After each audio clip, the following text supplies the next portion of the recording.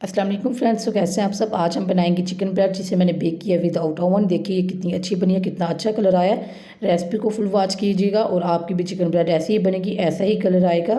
तो चलिए इसे बनाना स्टार्ट करते हैं। सबसे पहले हम लेंगे एक बाउल, उसमें हम डालेंगे 2 कप मैदा। इधर मैंने 1 कप डाली है, साथ ही दूसरा कप ऐड कर देंगे। अब इसमें डालेंगे 1 टेबल स्पून के करीब ईस्ट है। ईस्ट डाल के हम डाल देंगे हाफ़ टी स्पून के करीब है सॉल्ट, और शुगर है 1 टेबल स्पून। इन सब चीज़ों को हम अच्छे से कर लेंगे मिक्स। आप लोगों ने ड्राई इंग्रेडिएंट्स जो भी हैं इनको अच्छे से मिक्स कर लेना है। उसके बाद हम इसमें डालेंगे ऑयल।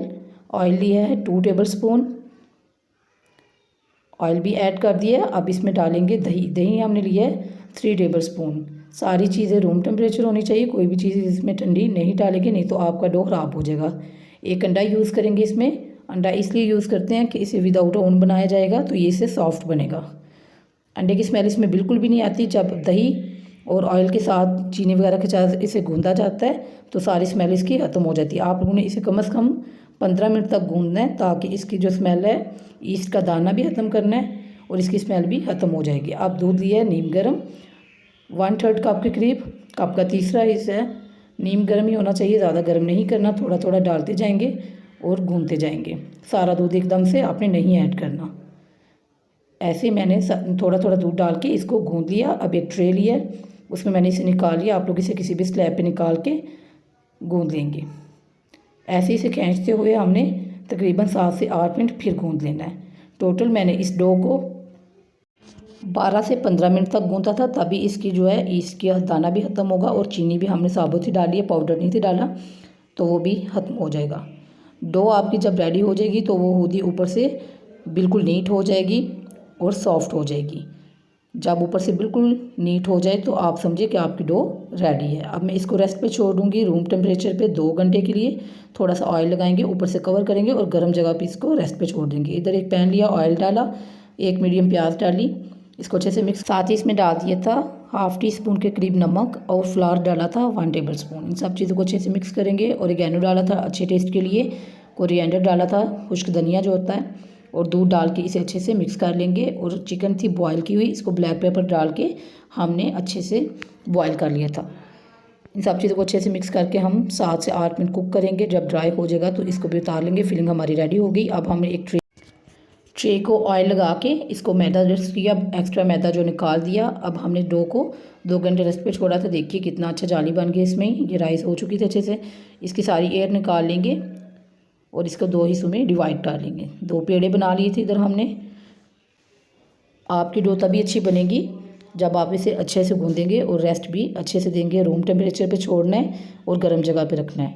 अब हम एक पेड़ा लेंगे और इसको बेल लेंगे। आपने इक्वल बेलना है इसको, गोल। इधर मैंने इसको अच्छे से बेल लिया था। अब आप घर का कोई भी बाउल या ग्लास यूज़ करेंगे और इसमें से 3 ब्रेड के पीस निकाल लेंगे। बहुत ईजीली निकल जाते हैं, कोई कटर वगैरह की ज़रूरत नहीं। हम घर की चीज़ों से बेहतरीन सी रेसिपीज़ रेडी कर सकते हैं। ये देखिए इधर मैंने तीनों को निकाल लिया। एक्स्ट्रा जो हमारा डो बचा है इसको हम फिर से पेड़ा बना के इसकी जो स्ट्रिप्स होंगी वो काट लेंगे। इधर दूसरे बड़े पेड़े को भी हमने बेल लिया है और ऐसे ही हम इसकी 3 ब्रेड और निकाल लेंगे। हमें इस ब्रेड के लिए 6 पीसेस चाहिए होते हैं। ये देखिए ये भी निकाल लिया और एक्स्ट्रा को हम फिर से मिक्स करके उसकी स्ट्रिप्स काट लेंगे। अब हमने जो ट्रे में सेट किए हैं 3 ब्रेड, इनके ऊपर लेंगे टमाटो केचप। आप लोग पिज़्ज़ा सॉस कुछ भी इसमें ऐड कर सकते हैं। टमाटो केचप लगा के इसको ब्रश की हेल्प से अच्छे से फैला देंगे और फिर इस पर डालेंगे हम चिकन वाला जो हमने फिलिंग रेडी की है। ये ठंडी होनी चाहिए। तो ये डाल के इसके ऊपर हम जो दूसरी वाली ब्रेड की स्लाइस हैं वो रखेंगे। उसको पहले हमने नाइफ़ की हेल्प से सेंटर से 3-3 4-4 कट लगा लेने हैं जो स्ट्रिप से इसकी बन जाएं। इधर मैंने इनको नाइफ़ से कट लगा लिए हैं। अब एक एक को उठाएंगे और फिलिंग वाली ब्रेड जो है उसके ऊपर इसको सेट कर लेंगे। ऐसे ही आपने इनको सेट कर लेना है। जिधर से स्ट्रिप ना हो सही, आपने हाथों की मदद से इसे प्रेस करते हुए साइड से थोड़ी थोड़ी जगह बना लेंगे जिस पे हमने इसकी किनारी फिक्स करनी है। उससे इसका लुक जो है वो बिल्कुल बेकरी स्टाइल आएगा। तो ये देखिए ये सेट हो चुकी हैं। मैं इनको सही सेट कर रही हूँ कि इक्वल जो है वो शेप आए। ये देखिए फिंगर से आपने प्रेस करना है तो खुद ही वो साइड से जगह बन जाएगी जिस पे हम किनारी सेट करेंगे। इधर फिर से रोटी बेल ली थी, एक्स्ट्रा जो डो था उसकी और इसकी स्ट्रिप्स काट ली थी। मैंने एक्स्ट्रा काटी थी लेकिन ज़रूरत नहीं थी पड़ी। ऐसे इनको घुमाते हुए हम शेप दे लेंगे और ये किनारे के ऊपर सेट कर देंगे। एक सेट हो चुकी है, ऐसे हम तीनों के ऊपर सेट कर लेंगे। फिर एक एग यॉक लिया था और उसको ब्रश की हेल्प से इसके ऊपर अच्छे से अप्लाई कर देंगे।